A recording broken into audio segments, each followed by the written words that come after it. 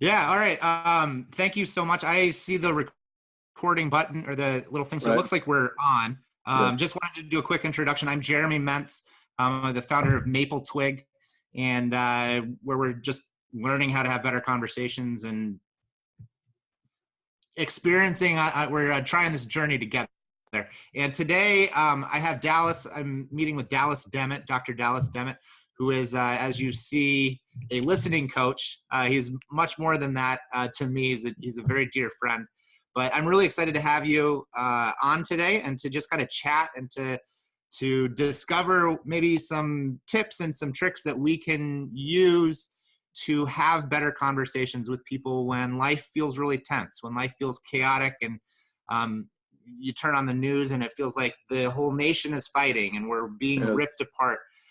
I wanted to talk with you because I know that you have some wisdom and a lot of experience in creating conversations that have that are breakthrough, that are experiences in and of themselves that are not common, I think, in this day and age.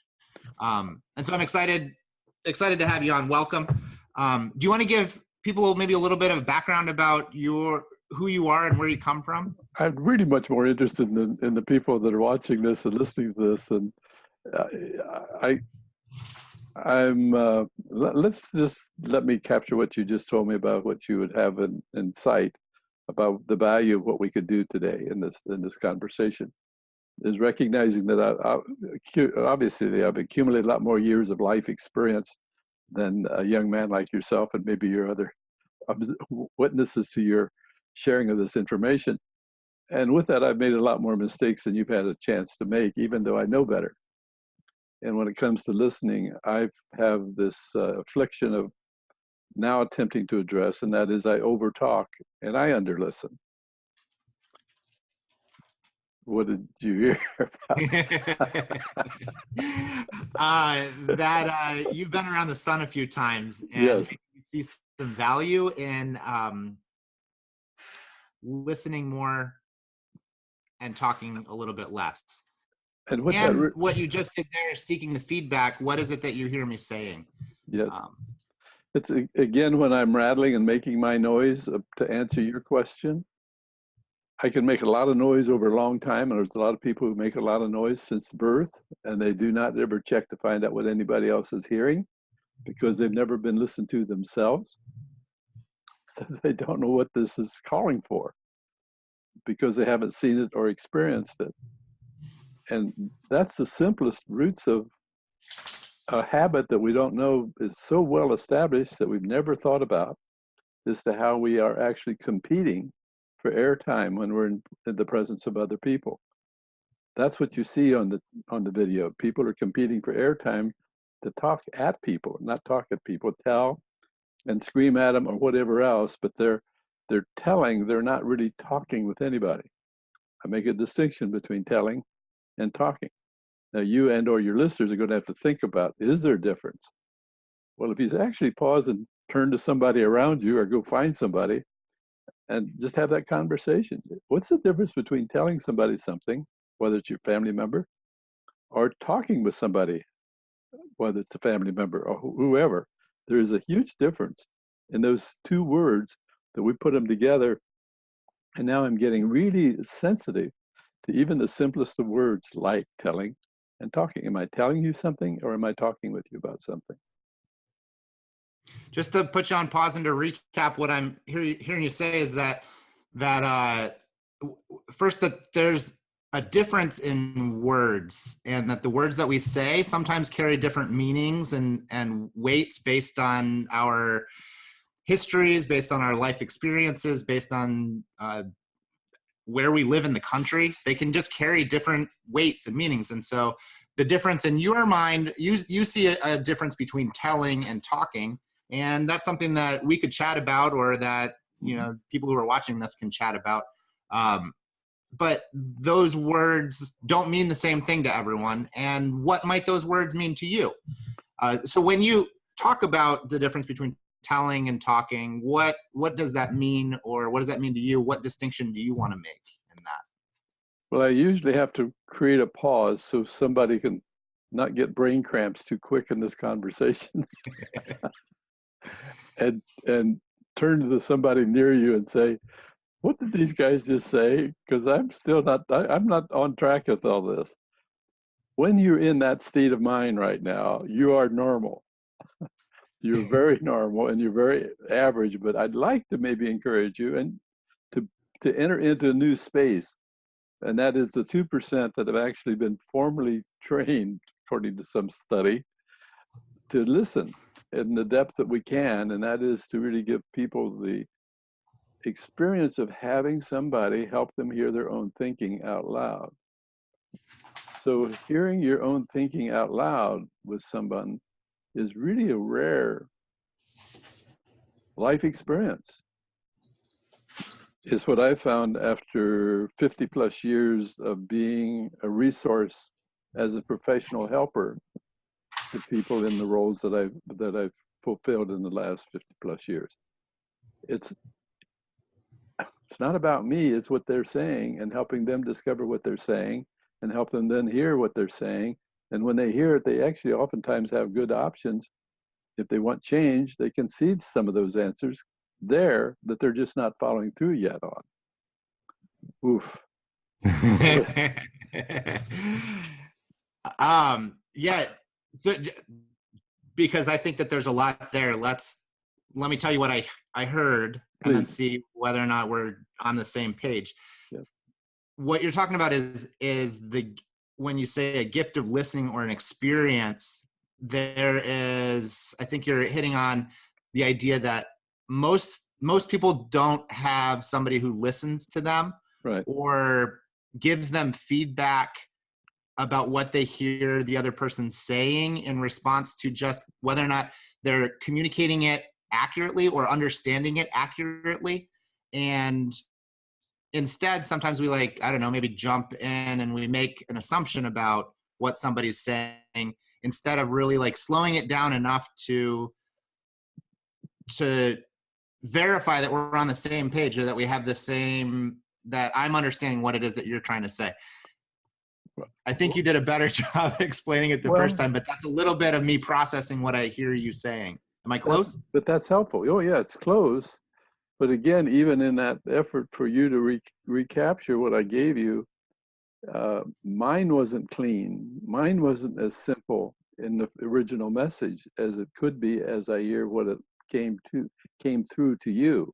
It's not that you're not a good hearer or listener, is that I didn't give you a very clear message. And I don't recognize that when somebody is having a challenge to put it back to me so I can say, yeah, that's, you got it. We often feel when we're on that listening position that we're supposed to be thinking of an answer to what the dilemma is that's being vocalized. We're not paying attention to their issue. We already know the answer. If they just shut up, we could help them. And that's the huge new element of letting others discover what they're saying by listening to them and helping them hear what they're saying first before you try to lay on any kind of great wisdom on them. People assume that because I have all the college degrees that I have in the background that I have, that I'm supposed to know something that they came to get from me. And now they're coming to me in this shift that I'm making in the way I've engaged with people is, I think you have the answers to most of the situations that you're frustrated by. If I can help you think out loud with me about your own way you see where your life is and where you want to go, and help you hear what you're saying about it, then we'd be asking, then what are you ready to do? Well, I know what I should do. Oh, so what do you want from me? Well, I'm saying, whatever I came up with, you'd be fighting me. If I can help you risk stumbling around and say, I don't know, that's why I'm here. I believe you're here because you don't know. But I also believe you do know. And I have a hunch you have much more of an understanding of the great possibilities, some possibilities at least. but you've not thought out loud about them. And when you haven't thought out loud about them, they're not in the most workable form for you to proceed to explore for your benefit. And when you begin to recognize, I do have an idea of what I could be doing differently. And I've been told this before, and I've listened to it, but I've never told myself this is something I could do something about. And as I hear myself telling you about this, that I know I ought to be doing, I would say to them, I think you're about 80% there in getting the change that you're desiring, because you're hearing yourself say what it is you're desiring. So I hear a couple of different things that kind of popped out to me as far as like when I am trying to say something, I'm thinking about it in my head first. Yes. And then I say it out loud and it travels over to somebody else's, to your ears. Right. And then it goes through your filter in your head and you make sense of it based on your experiences. And that's a lot of sequences or a lot of places where they would be opportunities for a breakdown in the communication or in the exactly what I'm trying to get across. And that happens no matter what in every conversation. That's just the process that we're dealing with. So I hear you talking about that, but then I also hear you talking about how there have been times where I am thinking something, but I've never really processed it out loud before. And Yes. So I say it out loud and I might not even be saying it the best way that it could be said, because this is like one of the first couple times of me saying out loud something that I've been thinking. And then you hear it, and when you give me the gift of listening and the feedback of here's what it is that I hear you saying, then it gives me an opportunity to know what it is that I'm communicating. And without that, I'm flying blind. We're all kind of flying blind. That's what I kind of was getting out of. Outstanding. I think we've almost talked about as much as anybody could handle. So I think maybe we ought to wrap. No, I'm serious about that, because Sure. you and I can keep going, and we've had the blessing and the opportunity and I've been honored by working to put this stuff into words that would be more simpler and clearer. And yet there's a few basic elements, and one of these is we've just exposed folks to, and you've also demonstrated that you can capture to my satisfaction about my efforts to say something, an idea coming out in words, going into your system, you running it through your brain, your history, and all that contaminates it. Can you stay anchored enough to hear what I'm tempting to say without messing with my stuff? That's what's really missing most of the time.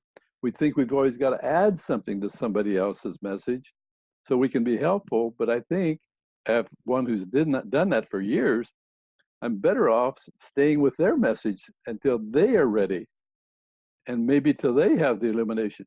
If they don't have the illumination as to, well, I said that, but even as I hear you rephrasing it back to me as well as you did, it doesn't quite convey what I wanted to get across.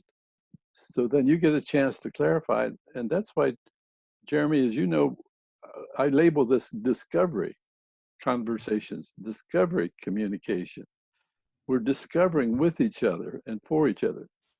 All of us need someone or two, maybe three in your life where that process can take place.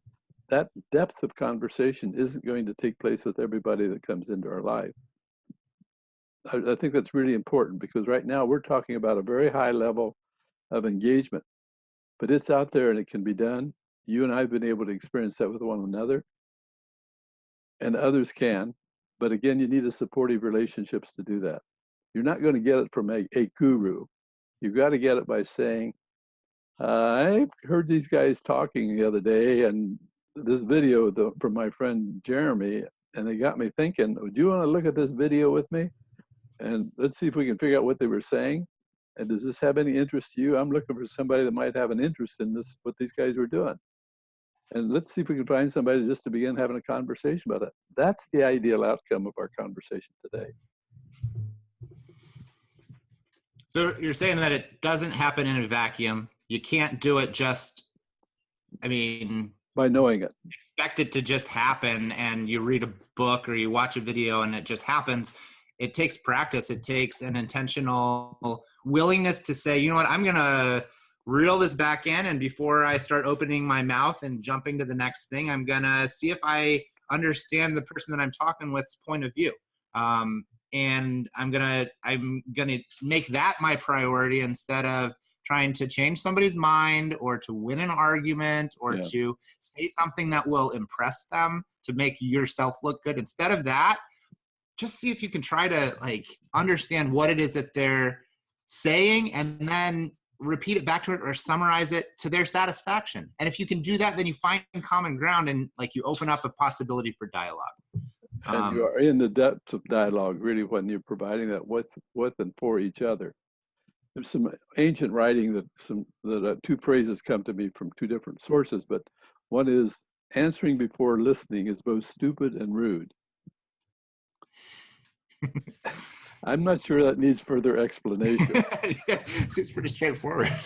But answering before listening is both stupid and rude. If you want to know where that source is, you can contact me through Jeremy.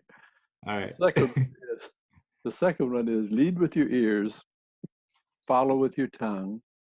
Here's the next phrase is, and let anger straggle behind.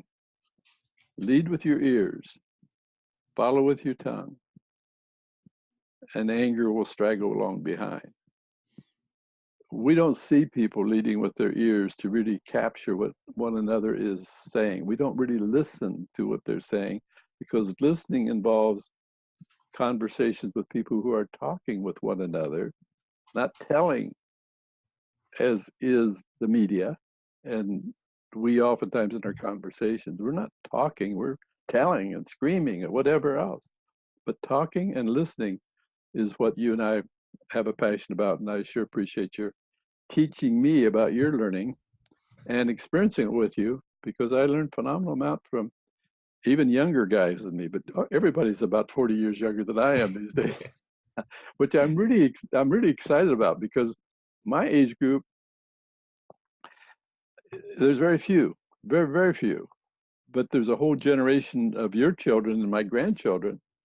And I have some young grandchildren that are 10 and 9 years old who just lost their fathers in the last 90 days to cancer, that I'm having to play a role in I have the opportunity to play a role in their lives. And yet, they and those around them are not with the experience of being listened to. They make noise to each other and they have themselves plugged into noise all the time, but there's not conversations. And I just had a conversation yesterday with somebody who has access to hundreds of young people, saying it's a reality that young people don't know how to engage in conversation. And we have not done a great job, and we're losing the opportunity to influence because we're not really caring enough to listen to our kids. Listening is caring for our kids. Listening is caring for those who are around us. Listening is loving. I don't know anything more loving than listening. Thank you so much for your time today. I know that we got to wrap this up real quick. I'd like to do this again. I don't know. We'll see if my audience likes this or if they respond to this, or if this is something that resonates with them. It's something I'll tell you that resonates really deeply with me. I am so thankful for you taking the time to listen to some of my ideas and to listen to me and give me the ability to think out loud and to process out loud and to hear what it is that I'm really saying. And I thank you for sharing your wisdom, both in the past and then again today. So thank you. Thank you. Okay.